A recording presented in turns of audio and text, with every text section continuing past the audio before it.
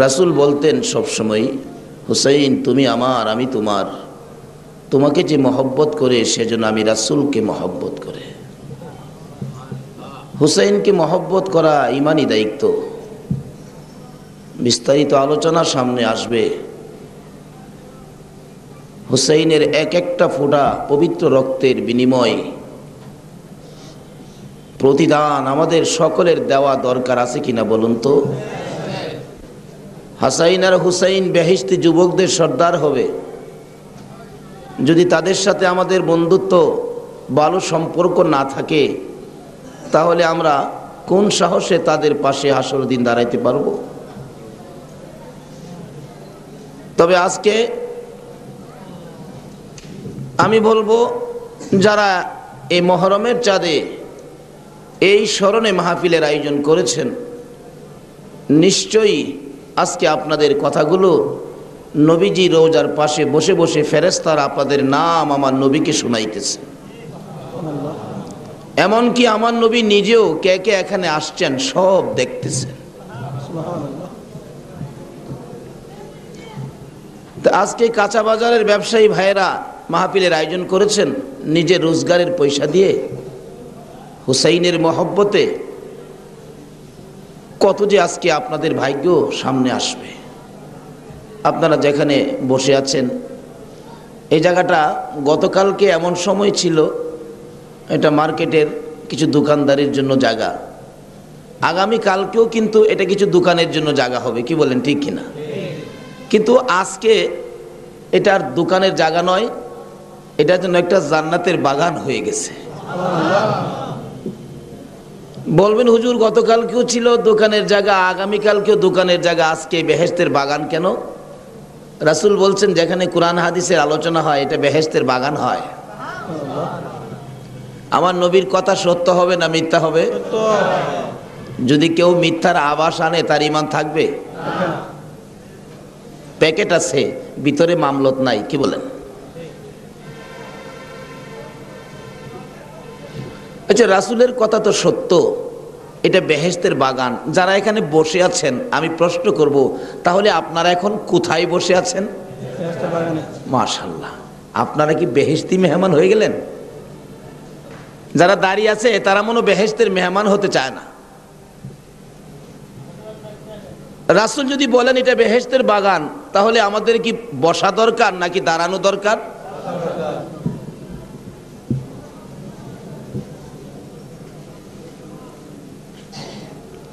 আমি অনুরোধ করব একটু সময়ের জন্য বেহেশতের বাগানে বেহেশতি মেহমান হন।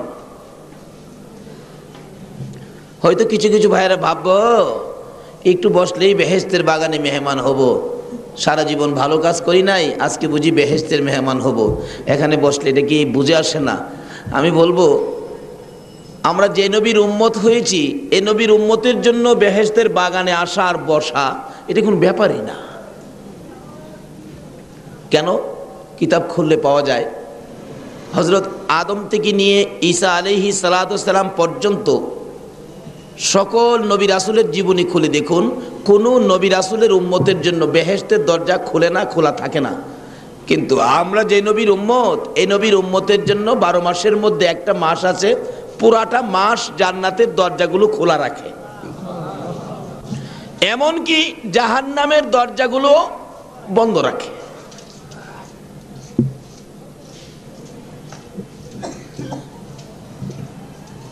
শুধু কি তাই? হযরত ইদ্রিস আলাইহিস সালাতু ওয়াস সালাম বেহেশতের মধ্যে আছেন। আমার নবী মেরাজের সফরে গেলে সফর শেষে আল্লাহ বলেন, জিবরাইল আমার বন্ধুকে বেহেশত করে সুন্দর করে দেখায় দাও, একবারে পরিষ্কার করে দেখায় দাও। জিবরাইল দেখাইতেছেন, দেখাইতে দেখাইতে হঠাৎ দেখে আমার নবী দেখতেছেন বেহেশতের বারিন্দার মধ্যে হযরত ইদ্রিস আলাইহিস সালাতু ওয়াস সালাম খুব খুশি মনে হাঁটতেছেন। জিজ্ঞেস করেন, হে ইদ্রিস, তুমি বেহেশতের বারিন্দাতে এত খুশি? হুজুর খুব আরামের জায়গা তো, এই জন্য আমি খুব খুশি, খুব ভালো লাগে। তো বারিন্দায় থাকো কেন, ভিতরে ঢুকো। ইদ্রিস নবী বলেন, হুজুর বেহেশতের প্রত্যেকটা দরজার মধ্যে লেখা আছে আখিরি নবী উম্মত নিয়ে না আসা পর্যন্ত একটা বেহেশতের দরজাও খোলা হবে না। তা আমরা সেই নবীর উম্মত, তো এটা বেহেশতের বাগানে আসলাম, এটা তো কোনো ব্যাপারই না। আজকে কে হবেন এই বেহেশতি মেহমান? ওই মায়ের সন্তানেরা হতে পারবে যে মা আপনি আমি পেটে থাকতে মা একদিন রাত্রে দুরূদ শরীফ পড়ছিল, মা একদিন কোরআন শরীফ পড়ছিল, মা এক ওয়াক্ত হইল নামাজ পড়ছিল। ওই তাসির যেই সন্তানদের গায়ে, তারা আজকে এই বাগানে বেহেশতি মেহমান হবেন।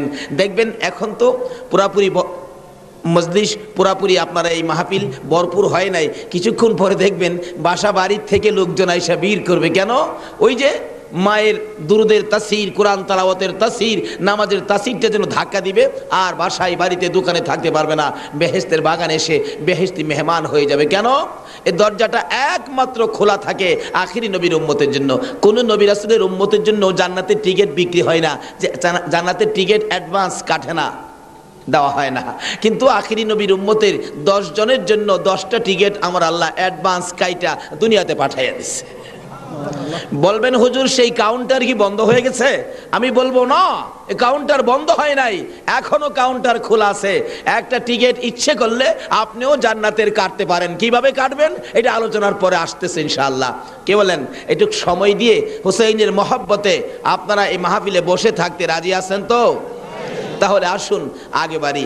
আমরা যারা এখানে এই পর্যন্ত ধৈর্যের সহিত বসে বসে হুসাইনের মহব্বতে সময় দিচ্ছি এবং কোরআন হাদিসের আলোচনা শুনবো, আমরা এখানে বসেছি যে আল্লাহ নেককার মায়ের সন্তান করে হুসাইনের মহব্বত আমাদের অন্তরে দিয়ে, নবীর প্রেম আর ভালোবাসার পাখা দিয়ে উড়ে উড়ে এখানে আসার তৌফিক দিলেন, ধৈর্যের সহিত বসে থাকার জন্য কবুল করলেন। সে আল্লাহর শুকর আদায় করে সকলে একবার বলুন আলহামদুলিল্লাহ।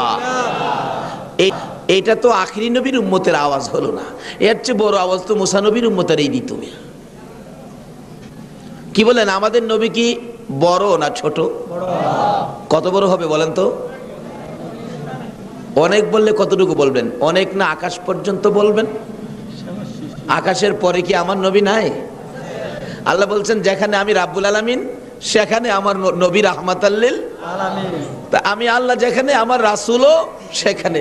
তাহলে কত বড়? আল্লাহ বলেন আমার নবী যে কত বড় এটা আমি আল্লাহই জানি, এছাড়া আর কেউ জানে না। আজকে ওই নবীর উম্মতেরা শুকর আদায় করবে, এটা তো আওয়াজটা একটু গর্জিয়াস, একটু গর্জিয়াস করে বলুন তো যে আমরা বড় নবীর উম্মত। জোরে বলুন আবার আলহামদুলিল্লাহ। আগের চেয়ে একটু বাড়ছে কিনা আওয়াজ? তাহলে বোঝা গেল শক্তি আছে ঠিকই, নাই খালি বুঝি না আমরা যে কেমন নবীর উম্মত। আসুন আগে বাড়ি। আমরা যারা শুকর আদায় করেছি আলহামদুলিল্লাহ বলে, বলুন তো শুকর আদায় করেছি কার? আর একটু জোরে বলুন কার? এখন আল্লাহ আরশে বসে ফেরেশতাদেরকে জিজ্ঞেস করতেছেন, ফেরেশতারা কতগুলো মানুষ আমাকে আল্লাহ বলল, এটা কোন দিকে রে? আল্লাহ কি দেখে না কোন দিকে? অনেক সময় দেখাও জিগায়। মুসা নবীর হাতে লাঠি, আল্লাহ জিগায় আমা তিলকা বিয়ামিনিকা ইয়া মুসা, হে মুসা তোর হাতে কি? আচ্ছা মুসা যদি কইতো তুমি দেখো না আমার হাতে কি, তাহলে কথাটা কি অযৌক্তিক হইতো? অনেক সময় দেখাও জিগায়। দেখেন না আপনাদের তরকারি বাজার, কাঁচা বাজারে অনেক সময় দেখবেন চাচা বুড়া মানুষ তো মাছ তরকারি কিনে, চাচা তরকারি কিনে বাজারতে খালি বাহির হয়েছে এই রাস্তা দিয়ে, আর ভাতিজা ঢুকতেছে খালি বেগে, বেগ ভর্তি বাজার, দেখবেন জিগায় চাচা কাঁচা বাজারতে আইলেন? হ্যাঁ দেখে না করতেইছে, দেখো কিন্তু এরকম একটা জিগা চাচা কই ভাতিজা বাজারেই ঢুকতেছ, এরকম একটা কথার একটা পরিবেশ আমাদের মধ্যে আছে। এটা আল্লাহর পক্ষ থেকে আসছে। আল্লাহ বলেন ফেরেশতারা কোথায় রে? মানুষগুলো আমার আল্লাহ কইল যে ফেরেশতারা আল্লাহ কর্ণফুলী মার্কেট সংলগ্ন কাঁচা বাজার সমবায় সমিতি, তোমার নবীর আশেক হুসাইনের পাগল লোকেরা মাহফিলের আয়োজন করছে, তো ওই মাহফিলে বসে লোকগুলি তোমাকে আল্লাহ বলেছে। আল্লাহ বলেন শোন, তোরা না একদিন বলছিলে এই লোকগুলি আমাকে আল্লাহ বলবে না?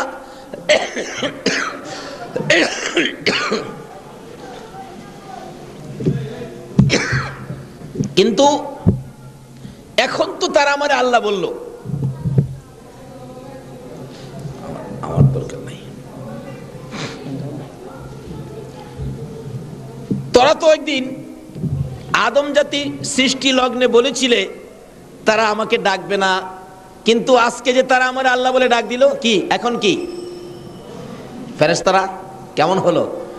আমার কাছে যে কত ভালো লাগতেছে জানোস? আল্লাহ এখন বলতেছে, আল্লাহ আমার বান্দারা আমার আল্লাহ বলছে আমার কাছে কত ভালো লাগছে জানোস। এটা বাস্তবে আসুন।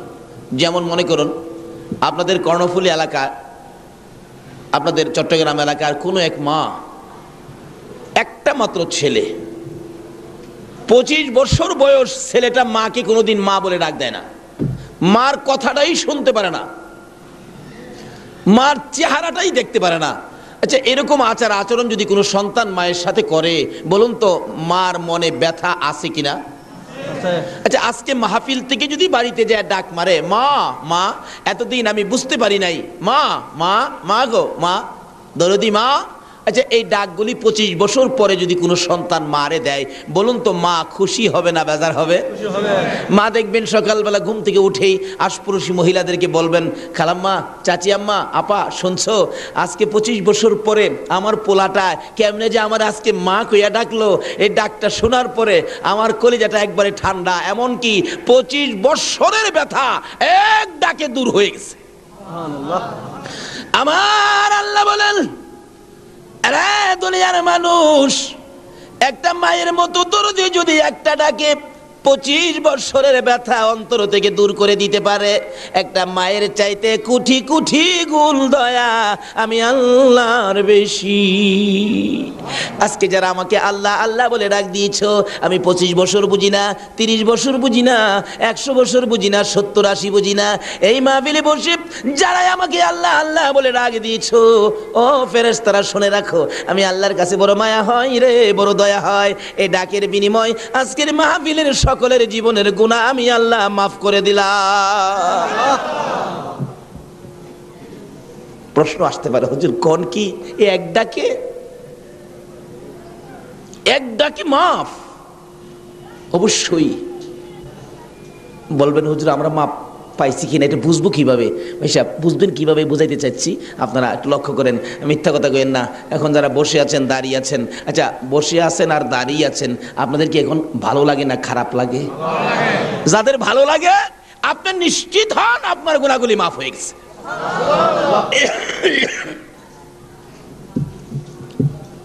হয়তো 2-4 জন এরকম থাকতেও পারেন ভালো লাগে না, আমি বলবো তাহলে আপনি মাপ পান নাই, আপনি বেজাল।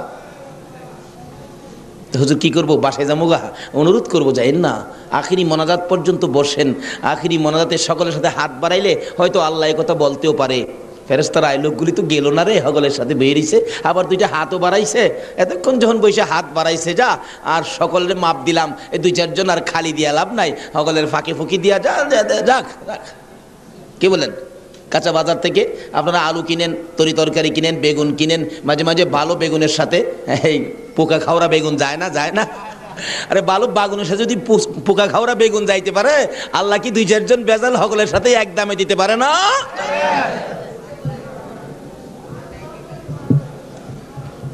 কিন্তু কখন পারে? একটা পরিবেশে আসতে হবে, পাড়ার জায়গায় যাইতে হবে। আজকে মাহফিলে যারা আসছেন, আল্লাহ বলতেছেন একটা ডাক দিলে বান্দা আমি তোদেরকে মাফ করে দিলাম। ফেরেশতারা বলেন, খোদা গো এক ডাকে মাফ করে দিলেন এদেরকে, অন্য নবী রাসূলের উম্মতেরা তো এভাবে মাফ পায় নাই। আল্লাহ বলেন, ফেরেশতারা শুন, আমার এই নবী এই উম্মতের জন্য কত কান্দা যে কাঁদছে। মা আয়েশা সিদ্দিকা রাদিয়াল্লাহু তাআলা আনহা বলেন, আমি একদিন দেখি গভীর রজনীতে আল্লাহর বন্ধু বিছানার মধ্যে বসে বসে 2টা চোখের পানি ছেড়ে ছেড়ে কান্দে। প্রশ্ন করলাম, ইয়া রাসূলুল্লাহ এইভাবে কাঁদতেছেন গভীর রাত্রে, দুঃখটা কিসের জানতে চাই। এটা খেজুর পাতার চাটাই বিছানার মধ্যে। হুজুর গো এই খেজুর পাতার চাটার মধ্যে শুয়ে ঘুমাইতে বুঝি কষ্ট হয়? আমার নবী বলেন, আয়েশা রে না না সেই জন্য নয়। তাহলে কেন কান্দেন বুঝতে পারতেছি না। আয়েশা বলেন, আমি মাথার বালিশটার মধ্যে হাত দিয়ে দেখলাম বালিশটা শুধুমাত্র একটা চামড়ার ব্যাগ, তোলা নাই, ফর্ম নাই, কিছু খেজুর পাতা ভিতরে ছিল। খেজুর পাতার বালিশ বড় শক্ত। হুজুর মন বলে গো এই বালিশে মাথা দিয়ে ঘুমাইতে বুঝি কষ্ট হয়? আল্লাহর নবী বলেন, আয়েশা রে না না তাও না।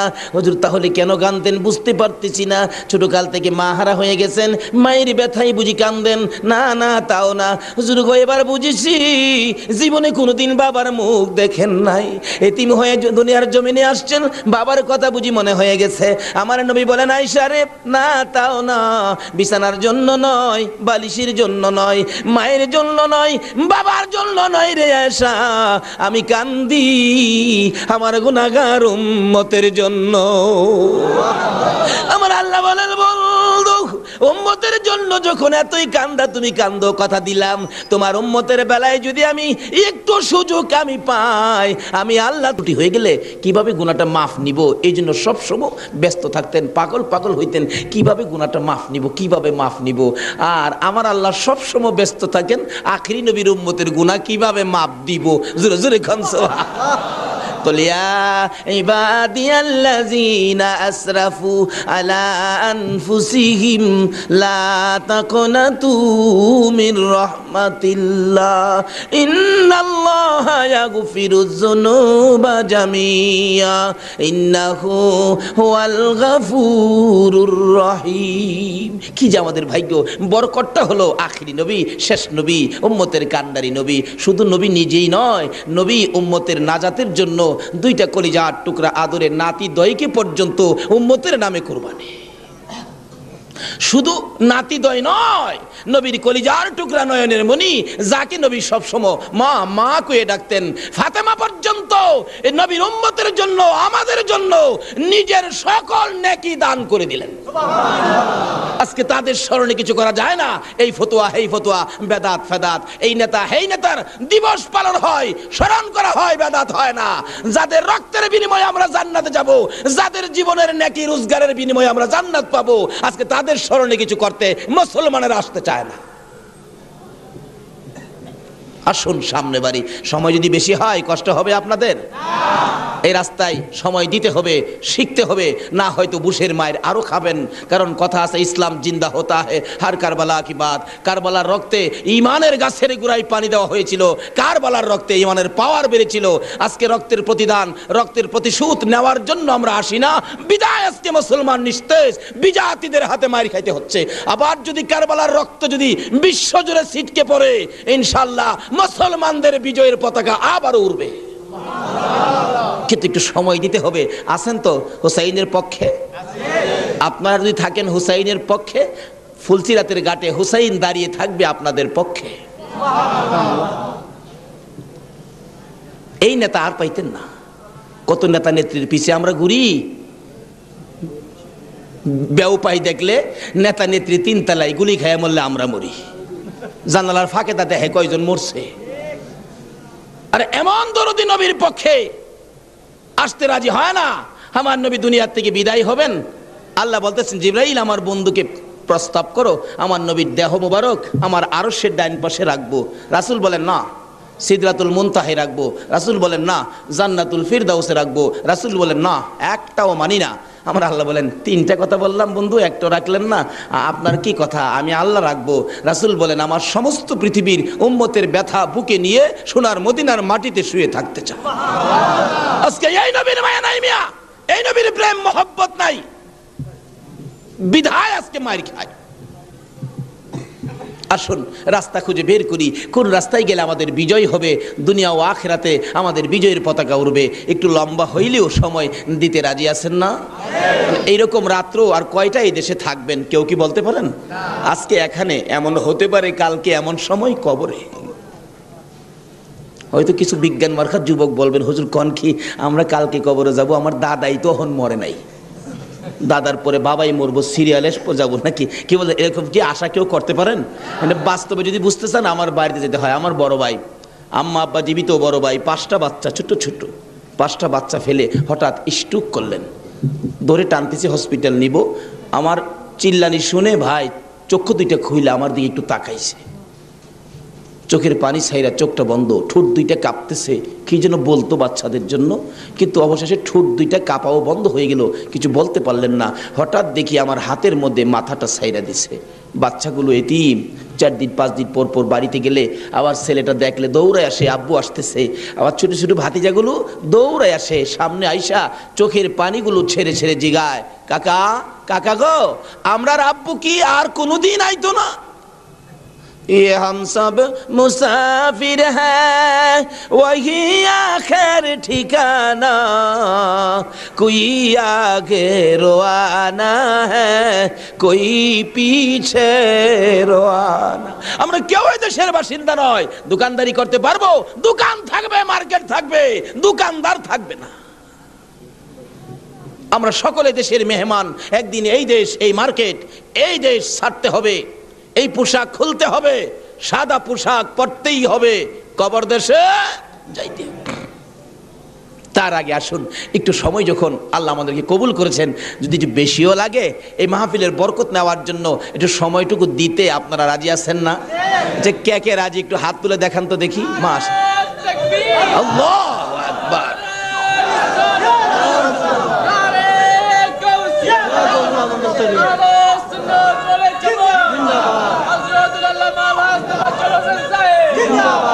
মাশাআল্লাহ মাশাআল্লাহ মাশাআল্লাহ। আসুন আগে বাড়ি মহব্বতে আর একটু দুরূদ শরীফ পড়ুন। আল্লাহুম্মা সাল্লি আলা সাইয়্যিদিনা মুহাম্মাদ। আল্লাহুম্মা সাল্লি আলা সাইয়্যিদিনা মুহাম্মাদ নাবিয়ানা লানা মুহাম্মাদ নাবিয়ানা।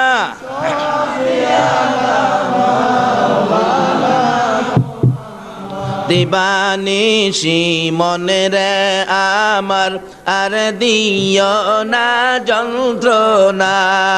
দিবা আর দিও না যন্ত্রণা। হায়রে দন যদি হইতাম ধনী, যাইতাম সোনার মদিনা। হায়রে দন যদি যাইতাম সোনার মদিনা। আল্লাহুম্মা সাল্লি আলা সাইয়্যিদিনা বালাগাল উলা বিকামালিহি কাশাফাদ দুজা বিজামালিহি হাসুনাত জামিউ খাসালিহি সাল্লাল্লাহু আলাইহি। বলতেছিলাম আমরা এমন এক নবীর উম্মত হয়েছি যে নবীর উম্মতে এক ডাক দিলে আমার আল্লাহ মাফ করে দেয়। আল্লাহ বলেন, বন্ধুগো তুমি এত কষ্ট করেছো উম্মতের জন্য, এই জন্য আমি আল্লাহ তোমার উম্মতকে মাপের জন্য সুযোগ খুঁজি। অন্য অন্য নবী রাসূলের উম্মতরা নিজেরা সুযোগ খুঁজতো কিভাবে গুনাহ মাফ নেব, আমার আল্লাহ আমরা আখিরি নবীর উম্মত বলে আল্লাহ সুযোগ খুঁজে কিভাবে আমরা মাফ দেব। একটু সুযোগ পাইলেই আল্লাহ বলেন মাফ। ফেরেশতারা বলেন, আল্লাহ খুশির কথা, আপনি এত সহজে মাপ দেন। আচ্ছা তারা যে আপনার শুকর আদায় করলো আলহামদুলিল্লাহ বলে, এর বিনিময় কি দিবেন? আল্লাহ বলেন, দেব তো, শেষ করি নাই, দেব। কি দিবেন? এখন ফেরেশতারা বলছে কি দিবেন? আল্লাহ বলেন, শোনো, আমি আল্লাহর পক্ষ থেকে আজকে এই মাহফিলে বসে যারা আমার শুকর আদায় করেছে, আমি আল্লাহর পক্ষ থেকে তাদের জন্য অসংখ্য ও অগণিত নিয়ামত আমি তাদেরকে দিয়ে দিলাম। বাজেট হলো আপনাদের জন্য অসংখ্য অগণিত নিয়ামত।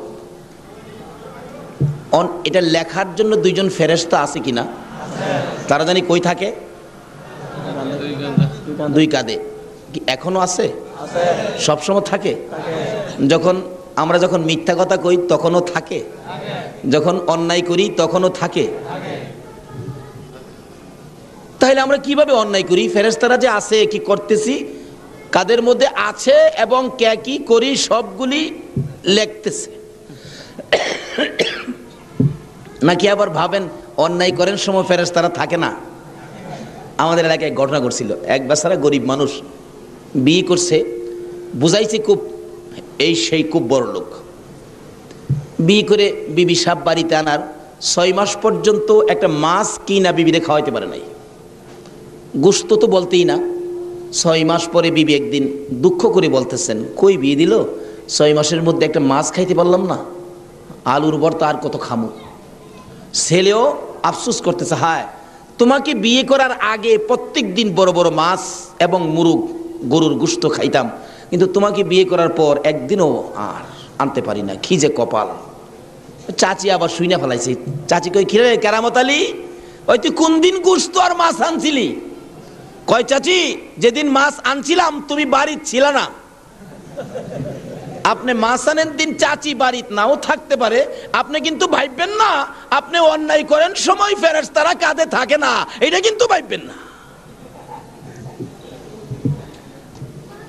ফেরেশতারা বলেন খোদা গো, হ্যাঁ বাজেট তো দিলেন, আমরা তো লিখবো। হ্যাঁ লেখো, বাজেট তো বুঝতে পারতেছি না, আপনি অসংখ্য অগণিত বাজেট দিলেন যার মধ্যে সংখ্যা নাই, গণনা নাই, আমরা লিখবো কি?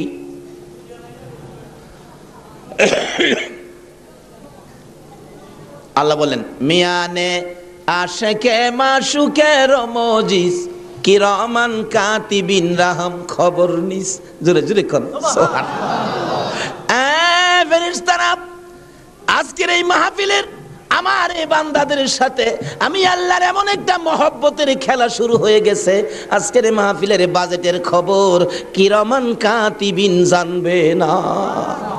তোরা কি জানাবো? আমার বন্ধুর উম্মতের জন্য আমি বাজেট দিব, তোদেরকে জানাইতে হবে নাকি? আমার যা ইচ্ছা আমি তা করব।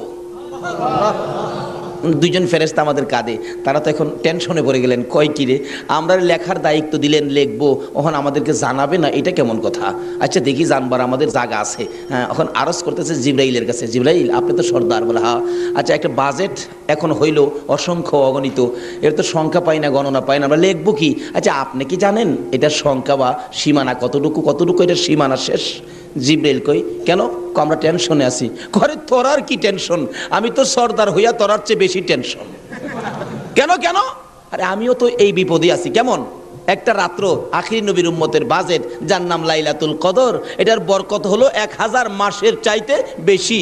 আরে আমি তো 1000 পর্যন্ত জানি জিবরাইল নেতা হইয়া, 1000-এর পরে যে বেশি, এটা যে কত বেশি আমি জিবরাইলও জানি না। এটা যেটা জিবরাইল জানে না, এটা যদি আপনারা জানতে চান খুশির কথা কিনা কন্ত? এটা আপনারা সবাইরে কইতো না। ওই যে আল্লাহ বলছে মিয়ানে আশেকে মাসুক, মাওলার সাথে যাদের এই সম্পর্ক তাদের সাথে আল্লাহ কিছু কথা বললেন, যে কথা সকলের সাথে কয় না, এমনকি জিবরাইলের সাথেও কয় না। এই আশেক মাসুকের মহব্বতের বান্দা কারা? আল্লাহর ওলি যারা, আল্লাহর বন্ধু। ওলি শব্দের অর্থ হলো বন্ধু। বলুন ওলি শব্দের অর্থ।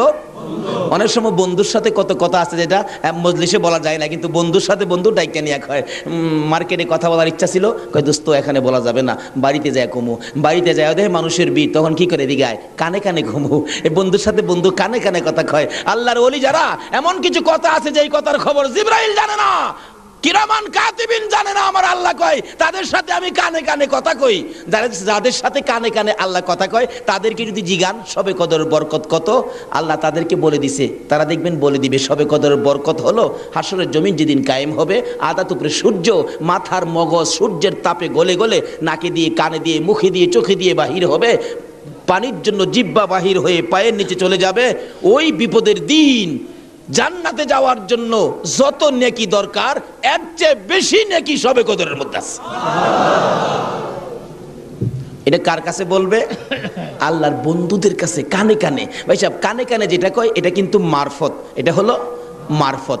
আমাদের দেশে গন্ডগোলের কারণ হলো আমাদের দেশের আলেম ওলামারা খালি শরীয়তের লেখাপড়াই করলো, শরীয়তের মাদ্রাসায় পড়লো, কিন্তু মারফতের মাদ্রাসায় ভর্তি হইল না।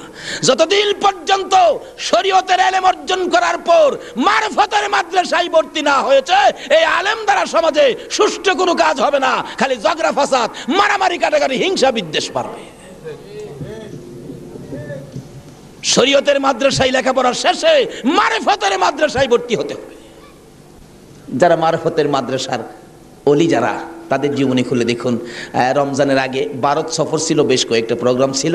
ভারতে যাওয়ার পরে একজন বলে হুজুর একটা মজার ঘটনা কি, একজন আল্লাহর ওলি দেখবেন মাটির উপরে আছে। কও কি মাটির উপরে? হ্যাঁ, জায়গাটা উত্তরপ্রদেশ। মনে রাখবেন অনেকে কিন্তু এগুলি মানে না, বা বাস্তব এটা আমার নিজের দেখা। সবাই ঠিকানাটা মনে রাখেন, CSR আর খতিয়ান সহ বলছি। উত্তরপ্রদেশ, ভারতের উত্তরপ্রদেশ, জায়গাটার নাম শফিপুর। যিনি শুয়ে আছেন মাটির উপরে ওনার নাম সৈয়দনা আবেদ শাহ রহমাতুল্লাহ আলাইহি। উনি মৃত্যুর আগে বলেছিলেন আমি মারা গেলে তোরা আমারে গোসল দিয়া কাফন পরে জানাজা শেষ করে কাফন অবস্থায় মাটির উপরে রেখে দিবি, নিচে কিন্তু নিস না। হুজুর উপরে কিভাবে থাকবেন? কয় হেইটা আমার বন্ধুর সাথে কথা আছে, তোরা রাইখা দিস। আল্লাহর ওলিদের কিছু ক্ষমতা এরকম আছে কিনা বলুন তো? বলে হুজুর এগুলি তো শরীয়তে নাই, এগুলি নাই, এগুলি বোঝা দরকারও নাই। কোনো কোনো জিনিস আছে শরীয়ত লাগে না। আল্লাহর বন্ধু যেটা, এটা মারফতের খেলা চলছে, এখানে শরীয়ত ফিট হবে না।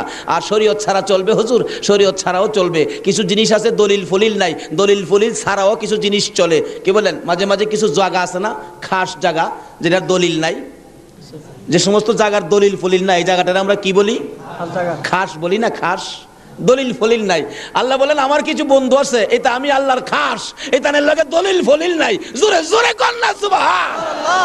মানে এই জায়গায় যাইতে হবে তো। ইয়া রাসূলুল্লাহ, ইয়া গাউসুল আজম জিন্দাবাদ, জিন্দাবাদ জিন্দাবাদ নবীর সেনা জিন্দাবাদ। কোন জিন্দাবাদ জিন্দাবাদ নবীর সেনা জিন্দাবাদ।